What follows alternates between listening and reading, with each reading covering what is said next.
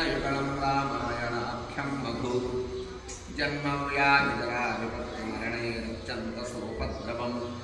संसारं सविहाय गच्छति पुमान् विष्णोः पदं शाश्वतम् तदुपगतसमाससन्धियोगं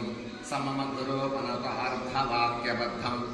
रघुवरचरितं मुनिप्रणीतं दशशिरसश्च वधं निशामयध्वं श्रीराघवं दशरथात्मजमप्रमेयं सीतापतिं रघुकुलान्वयरत्नदीपम् आजानुबाहुमरविन्ददलायताक्षं रामं निशाचरविनाशकरं नमामि। वैदेहीसहितं सुरद्रुमतले हैमे महामण्टपे मध्ये पुष्पकमासने मणिमये वीरासने सुस्थितम् अग्रे वाचयति प्रभञ्जनसुते तत्त्वं मुनेभ्यः परं व्याख्यान्तं